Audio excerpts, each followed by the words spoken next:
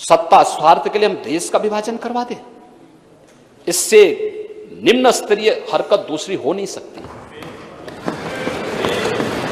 और 1947 में यही हुआ था इस देश के साथ।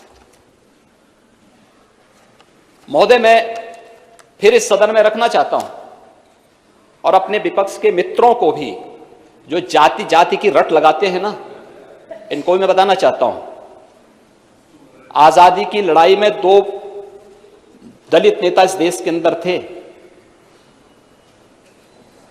एक बाबा साहब डॉक्टर भीमराव अंबेडकर और दूसरा श्री जोगेंद्र नाथ मंडल। ये 2 नेता थे, नेता प्रतिपक्ष में। आप चाहूंगा नोट करें और इसको, इन दोनों की कथा को सुने,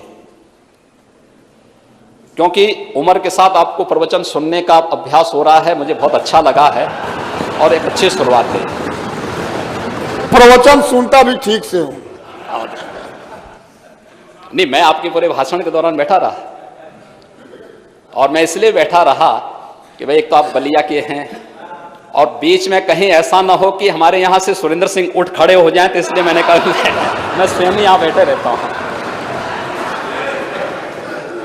तो मैं इसलिए बैठा रहा कि नहीं, मैं पिछली बार नहीं बैठ पाया था, इसलिए इस बार मैं स्वयं ही आपके लिए बैठूंगा। लेकिन हमें इन चीजों को जानना पड़ेगा।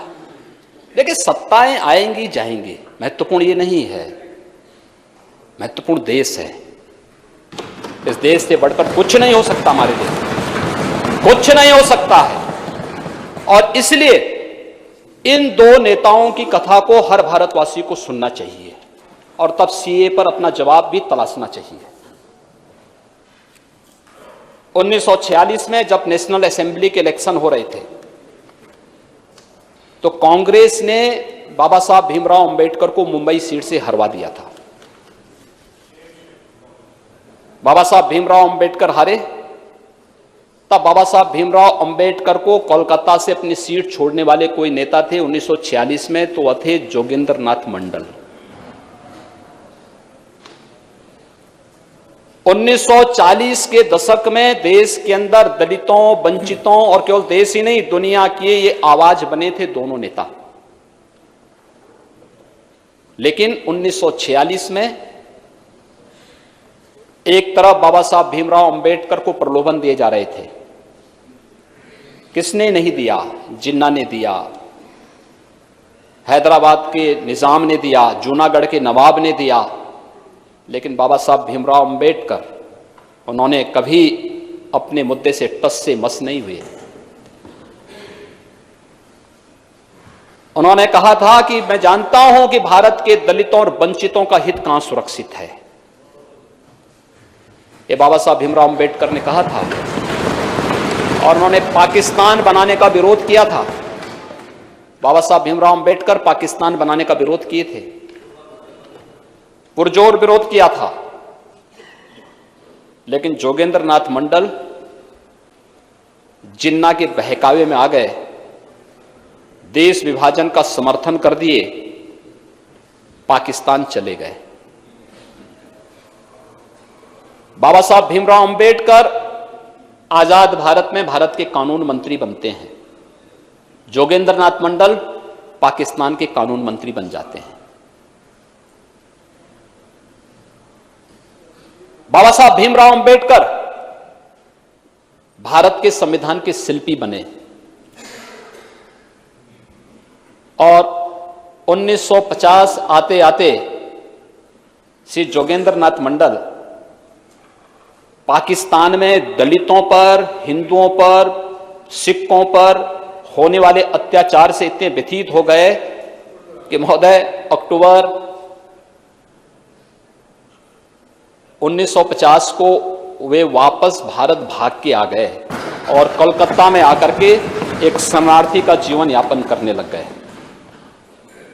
1950 से लेकर के 1966 तक जोगेंद्र नाथ मंडल गुमनाम जीवन जिए भारत के अंदर और अंत में उनकी गुमनाम मौत हो गई। कोई जोगेंद्र नाथ मंडल के बारे में वर्तमान की कोई पीढ़ी नहीं जानती होगी, कोई नहीं जानती। देश के साथ गद्दारी करने वालों को इसी प्रकार की गुमनाम मौत मरनी पड़ती है। और दूसरी तरफ बाबा साहब डॉक्टर भीमराव अंबेडकर है, भारत के संविधान के शिल्पी बने।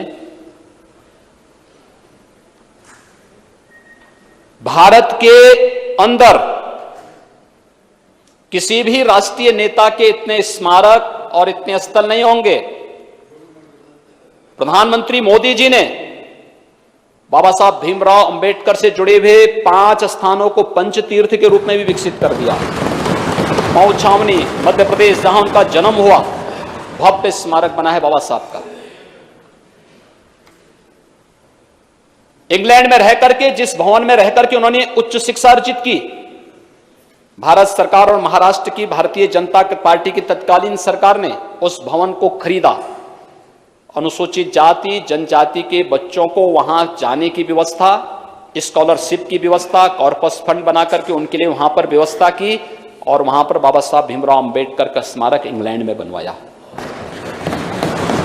दिल्ली में जिस भवन में रह करके उन्होंने सार्वजनिक जीवन अपना जिया, वहां पर एक इंटरनेशनल अंबेडकर स्मारक, वहां पर भी भव्य स्मारक बना है। कभी जाकर के देखें लोग, इनकी आंखें चौधिया जाएंगी। नागपुर में उनकी दीक्षा भूमि, भव्य स्मारक, और उनका चैत्य भूमि मुंबई में भव्य स्मारक विकसित हो रहा है। यह है सम्मान। और यही नहीं, स्वतंत्र भारत ने उन्हें भारत रत्न की उपाधि से सम्मानित करके भारत रत्न की। यह है दो लोगों की कथा। एक राष्ट्रपुत्र बनकर के भारत रत्न बना और एक ने देश के साथ गद्दारी की, गुमनाम मौत मरा।